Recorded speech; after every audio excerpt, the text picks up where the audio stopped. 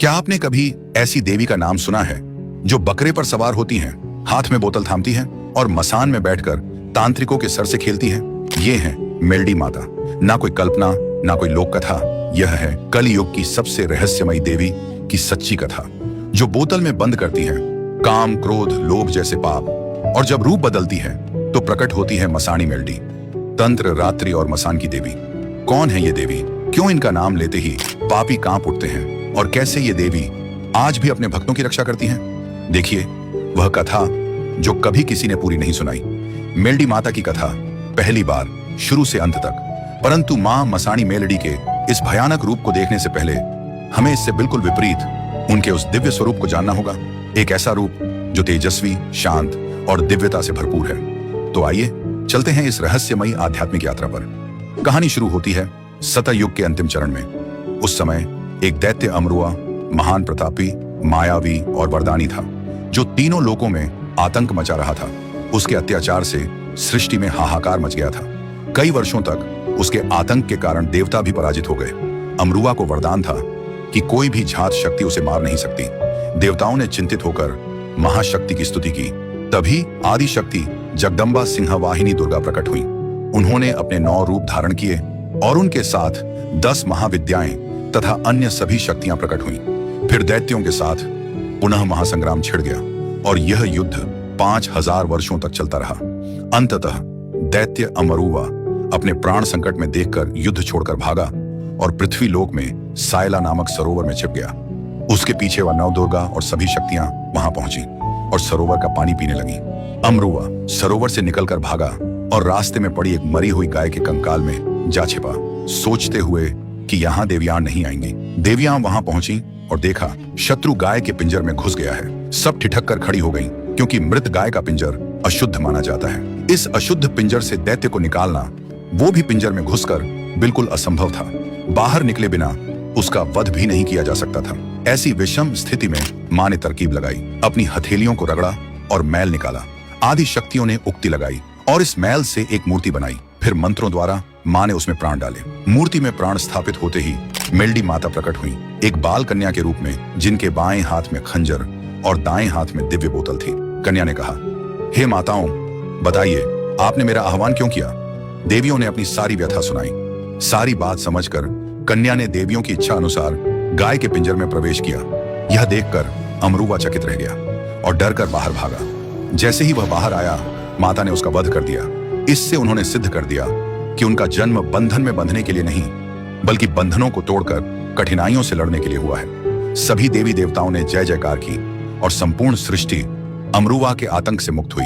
परंतु कन्या यदि स्वयं प्रकट होती तो काम निपटाकर लौट जाती, पर यहां तो उनकी रचना कर आह्वान किया गया था। इसलिए सभी देवियों ने उसकी महिमा की और परीक्षा लेने का निश्चय किया।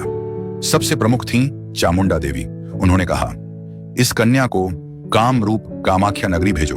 कामाख्या उस समय तंत्र मंत्र, काली विद्या और मायावी शक्तियों का गढ़ था, जो आज के असम में स्थित है। अगर यह नामहीन कन्या वहां भी विजय पा लेती है तो सिद्ध हो जाएगा कि वह कलयुग में सबसे प्रभावशाली शक्ति है। उस समय कामाख्या नगरी पर नूरिया मसान का प्रभाव था, जो बहुत ही भयानक था। वह कामाख्या का मुख्य पहरेदार था। कन्या ने उसे भी परास्त कर दिया। कामाख्या नगरी में प्रवेश के साथ देखा तंत्र मंत्र, जादू टोना, काली विद्या, माया के ढेर, इन सबको समझने में ही अमूल्य समय जाया हो जाता। उन्होंने सबको घोल बनाकर बोतल में बंद कर लिया और भूत प्रेत, मसान तथा सभी दुष्ट तांत्रिकों को बकरा बनाकर उस पर सवार हो हाथ में बोतल लेकर बाहर आ गई। सभी देवताओं ने पुष्प वर्षा कर उसका स्वागत किया। तभी से बकरा उनका देव वाहन बन गया और उनका नाम पड़ा मेलडी, मेली विद्या पर विजय पाने वाली देवी। मां चामुंडा ने कहा, जिस विद्या का उपयोग दूसरों को दुख देने के लिए होता है, तुमने उसी मेली विद्या पर विजय पाई, इसीलिए तुम्हारा नाम मेलडी हुआ। अब हम बढ़ते हैं सौराष्ट्र की ओर, वीरमगढ़ राज्य में। वहां के राजा भीम सिंह को एक बड़ी चिंता थी। उन्हें संतान नहीं थी। राजा रानी ने अनेक यज्ञ किए, कई मन्नतें मांगी, लेकिन कोई फल नहीं मिला।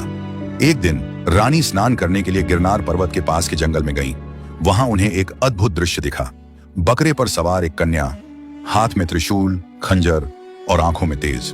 तभी मेलडी माता प्रकट हुई। माता ने कहा, मैं तुम्हें पुत्र दूंगी, लेकिन याद रखना वह मेरा सेवक होगा। फिर उनके घर जन्म हुआ। वीरमदेव का। जब वह बड़ा हुआ, माता ने उसे एक विशेष बोतल दी और कहा, इसे संकट के समय खोलना, लोभ में कभी नहीं। कुछ समय बाद पड़ोसी राज्य के धीरपाल राजा ने हमला किया।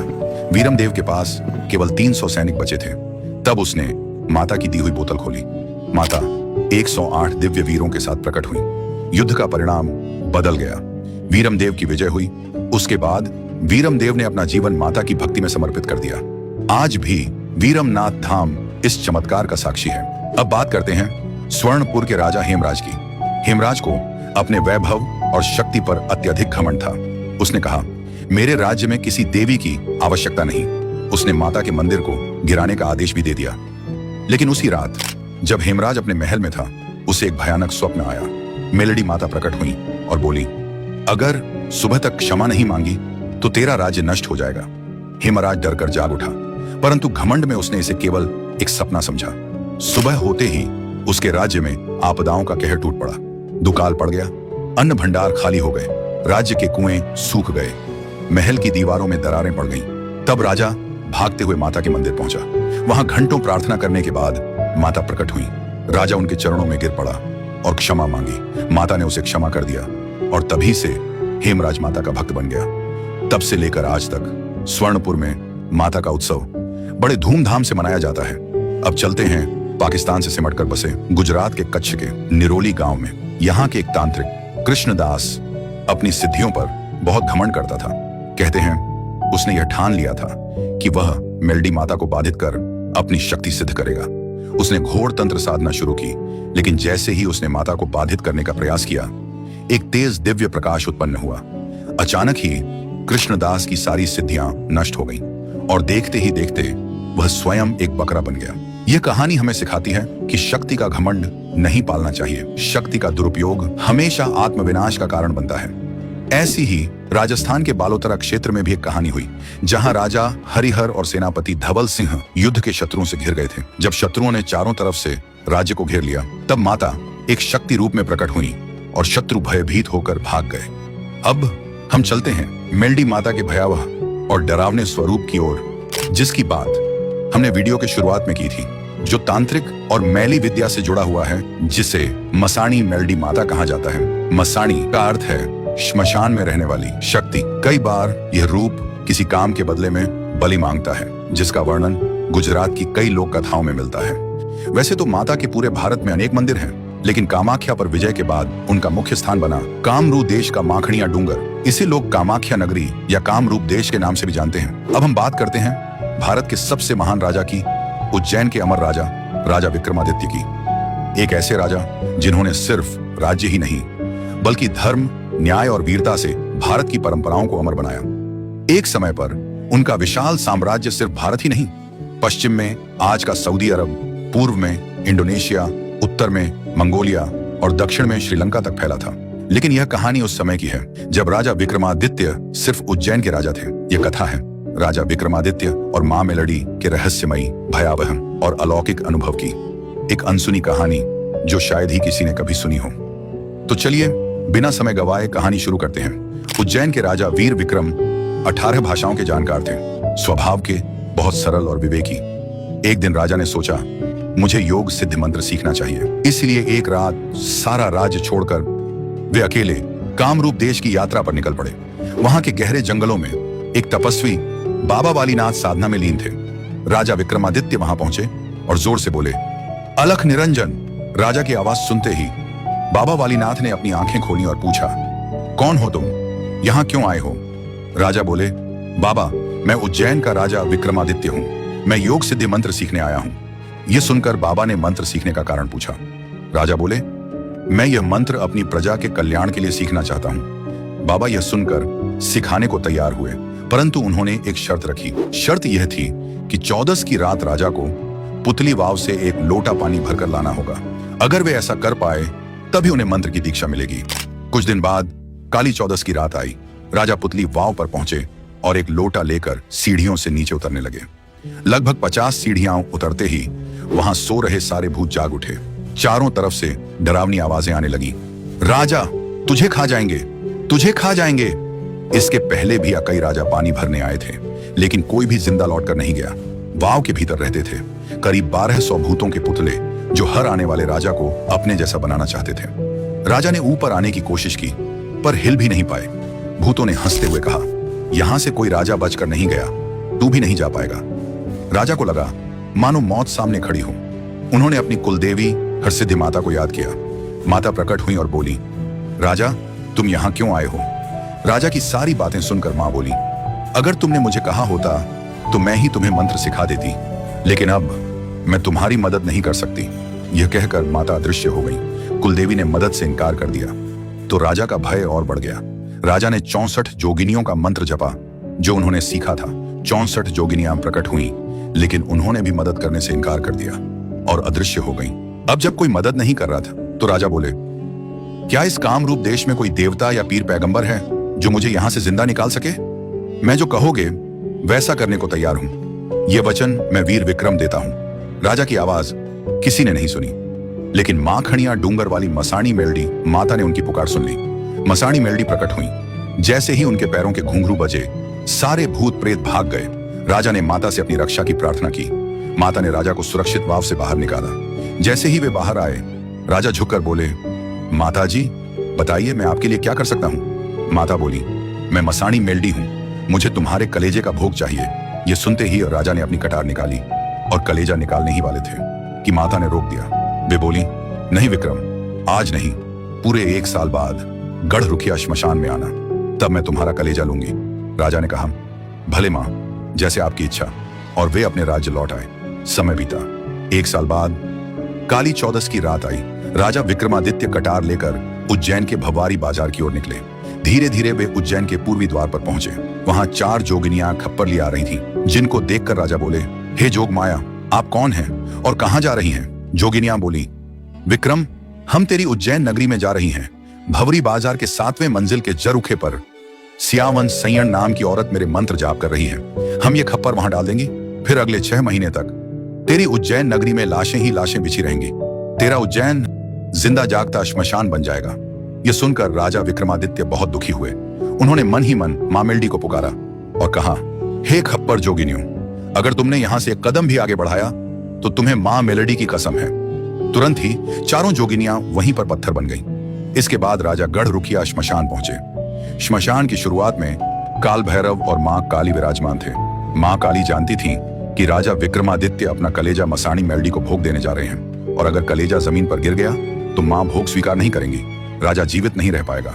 इसलिए काल भैरव को मनुष्य रूप में छुपाकर राजा के पीछे भेजा और कहा, जाओ काल भैरव, राजा जब कलेजा निकाले तो आप उसको पकड़ लेना और मां मेलडी को दे देना। उसी समय महल में राजा की रानी साथुरा को संदेह हुआ। उसने सोचा, आज काली चौदस की रात मेरे स्वामी कहां जा रहे हैं? उसने पुरुष वेश धारण किया और घोड़ा लेकर राजा के पीछे निकल पड़ी। जैसे ही घोड़े के पैर शिप्रा नदी में पड़े, बाबा वालीनाथ बाहर निकले और 3 मंत्र बोले। तुरंत ही रानी घोड़े समेत पत्थर बन गई। उधर राजा विक्रमादित्य श्मशान पहुंचे। सामने से मसाणी मेलडी माता चलकर आ रही थी। उनके बाल खुले हुए थे, शरीर से रक्त टपक रहा था, मानो किसी को खाकर आ रही हूं। माता के एक हाथ में चाकू था और दूसरे हाथ में खप्पर। माता ने हंसते हुए कहा, हे राजा विक्रम, लाओ मेरा भोग। राजा ने कटार निकाली, छाती पर मारी और कलेजा बाहर निकला। तुरंत ही काल भैरव ने कलेजा पकड़ लिया। माता ने पूछा, तुम कौन हो? काल भैरव बोले, मुझे क्षमा कीजिए, मैं काल भैरव हूं। मुझे मां काली ने भेजा था कलेजा पकड़ने के लिए, ताकि यह नीचे न गिरे और आप भोग स्वीकार करें। माता ने भोग स्वीकार किया और बोली, अब यह कलेजा राजा की छाती पर रख दो। काल भैरव ने कलेजा राजा की छाती पर रखा और राजा जीवित हो गए। राजा मां के चरणों में गिर पड़े और बोले, मां, कृपया आप मेरे राज्य में पधारिए। माता ने कहा, हे विक्रम, खड़ू की लकड़ी से एक छड़ी बनाओ, गाय के गोबर से ढाक बजाकर मेरा स्वागत करो, फिर अपने महल में सोने के सिंहासन पर वह छड़ी रख दो, और अगर अचानक कुमकुम से भरे पांव के निशान दिखाई दें तो समझ लेना कि मैं स्वयं पधार चुकी हूं। यह मेरा वचन है। राजा जब महल लौटे तो रानी वहां से गायब थी। राजा चिंतित होकर मां मेलडी को पुकारने लगे। तुरंत ही मां मेलडी ने राजा का वेश धारण किया और बाबा वालीनाथ के पास पहुंची। वहां पहुंचकर गर्जना की, वालीनाथ, बाहर निकलो। बाबा बाहर आए और जल की अंजलि से छिड़काव किया। मां का स्वरूप बदल गया और वे काली नागिन बनकर बाबा के चरणों में लिपट गई। बाबा चौंक कर बोले, देवी, मुझसे भूल हो गई, आप कौन हैं? माता बोली, मैं मसाणी मेलडी हूं। इस साथुरा रानी को पत्थर के बंधन से मुक्त करो। बाबा ने जल छिड़का और रानी अपने वास्तविक रूप में लौट आई। उसने महल लौटकर राजा से क्षमा मांगी। अगले दिन प्रातःकाल डाक और डमरू बजाकर मां का स्वागत किया गया। सिंहासन पर खड़ू की छड़ी रखी गई और तभी वहां कुमकुम से भरे पग चिन्ह प्रकट हो गए। मां मेलडी ने वहीं उज्जैन में स्थान ग्रहण किया। इसके बाद राजा ने सियावन सैयण को पकड़कर दंड दिया और चारों जोगनियां अदृश्य हो गईं। इसके बाद राजा विक्रमादित्य ने मसाणी मेलडी माता की गहन सेवा और साधना की। उनकी भक्ति से प्रसन्न होकर माता ने उन्हें दुर्लभ विद्याएं और शक्तिशाली मातृशक्तियों का वरदान दिया। इन्हीं वरदानों के बल पर राजा विक्रमादित्य ने तंत्र विद्या में अद्वितीय सिद्धि प्राप्त की और उन्हीं शक्तियों का प्रयोग कर उन्होंने अपने साम्राज्य की रक्षा की। इसी गौरवपूर्ण कथा का उल्लेख गुजरात, मध्य प्रदेश और राजस्थान की अनेकों लोक कथाओं में होता है, जहां राजा विक्रमादित्य के साथ उनकी रक्षक देवी के रूप में मां मसाणी देवी या मसाणी मेलडी माता की पूजा होती है। और इसी प्रकार उज्जैन नगरी से प्रारंभ कर समूचे एशिया खंड तक अपना साम्राज्य स्थापित करके राजा विक्रमादित्य बने चक्रवर्ती सम्राट राजा वीर विक्रमादित्य, भारतवर्ष के सबसे महान राजा। आज मेलडी माता की पूजा केवल एक देवी के रूप में नहीं होती, वे विकारों पर नियंत्रण, श्रद्धा, साहस और न्याय की प्रतीक हैं। जय माता मेलडी।